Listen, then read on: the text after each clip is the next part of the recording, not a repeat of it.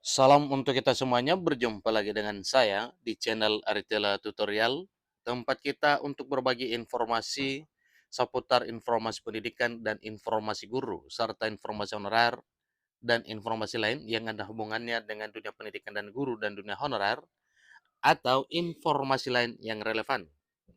Pada pertemuan ini, saya menyapa seluruh Bapak Ibu honorer Senair yang selalu setia melaksanakan tugas tanpa mengenal lelah dalam melaksanakan kegiatan pelayanan publik di instansi pemerintah pusat, demikian dengan instansi pemerintah daerah. Saya yakin bahwa Bapak Ibu honorer selalu semangat dalam keadaan sehat walafiat. Informasi terkini disampaikan bahwa sesuai dengan apa yang telah disampaikan oleh pemerintah sebelumnya, bahwa status honorer akan dituntaskan paling lama Desember 2024. Maka di sini disampaikan Undang-Undang ASN hapus status honorer Desember 2024. Jadi honorer kriteria ini diangkat jadi PNS atau P3K oleh pemerintah. Nah, Bapak Ibu, terkait dengan pengangkatan honorer menjadi ASN, baik PNS maupun P3K, tentunya ini kita menunggu apa yang akan dilakukan oleh pemerintah. Terutama kita harus menunggu peraturan pemerintah turunan dari Undang-Undang ASN yang baru saja diresmikan pada tanggal 3 Oktober beberapa hari yang lalu. Nah, Bapak Ibu, terkait dengan pengangkatan honorer ini, tentunya kita wajib tahu apa kriteria honorer yang akan diangkat menjadi PNS maupun P3K.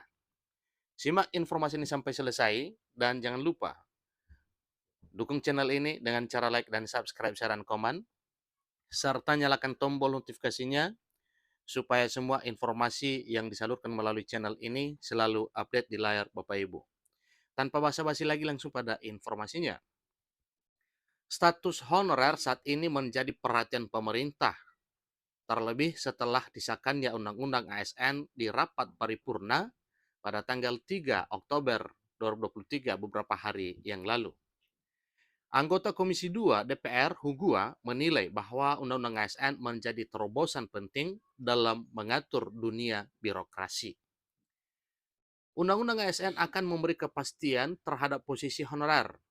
Kalau selama ini statusnya, karirnya, pendapatannya tidak jelas, maka dengan adanya Undang-Undang ASN akan memberi kepastian terhadap posisi honorer. Sehingga status honorer per Desember 2024 akan dihapus. Dalam arti, status kepegawaian honorer itu dihapus, dialihkan menjadi ASN, baik PNS maupun P3K. Tentunya suatu hal yang membanggakan para honorer bila mereka ini diangkat menjadi PNS. Karena harapannya juga adalah untuk diangkat menjadi PNS sebagaimana yang sudah pernah dilakukan pada tahun 2013 dan 2014 beberapa tahun yang lalu. Penghapusan tenaga honorer akhir tahun 2024 dilakukan tanpa ada PHK massal. Lantas, pemerintah memberi jalan keluar untuk honorer melamar jalur khusus pada seleksi P3K. Rekrutmen PNS dan P3K tahun 2023 tahun ini sudah dibuka dan hal ini menjadi jalan keluar bagi para tenaga honorer. Ini adalah salah satu juga metode yang dilakukan oleh pemerintah untuk menyelesaikan persoalan honorer, yaitu dengan membuka pendaftaran dan seleksi CPNS dan P3K 2023. Tentunya demikian untuk ke depan. Lalu harapan honorer yaitu pengangkatan honorer menjadi ASN baik PNS maupun P3K tanpa seleksi tes sebagaimana yang telah tertuang di dalam Undang-Undang Aparatur Sipil Negara yang dahulu adalah RUASN. Tentunya ada pasal dan ayat tertentu yang mengatur terkait dengan hal tersebut, di mana para honorer itu tenaga kontrak, pegawai non PNS, pegawai tetap non PNS diangkat secara langsung. Itu secara singkat bunyi dari pasal dan ayat yang mengatur terkait dengan pengangkatan itu. Di sini disampaikan, katanya, saya rasa ini jadi privilege, terutama bagi yang lama mengabdi. Jadi semakin lama pengabdian, semakin dihitung dengan kebijakan-kebijakan. Saya kira itu yang paling mendasar di dalam revisi undang-undang ini. Ini terang hugua dikutip dari DPR RI. Pada Undang-Undang Aparatur Sipil Negara ini, status honorer akan dihapus pada bulan Desember 2024 mendatang. Pemerintah melalui Menpan RB juga memberi kesempatan bagi honorer mengikuti seleksi PNS dan P3K. Adapun kriteria honorer yang berkesempatan diangkat menjadi pegawai negeri sipil dan pegawai pemerintah dengan perjanjian kerja, di mana hal ini tertuang dalam surat edaran Menteri Pendayagunaan Aparatur Negara dan Reformasi Birokrasi atau tertuang dalam surat edaran Menpan RB dengan nomor B garing 1511 garing M.SM.01.00 2022. PPK dalam arti pejabat pembina kepegawaian pusat dan daerah diminta lakukan pendataan honorer di instansi masing-masing.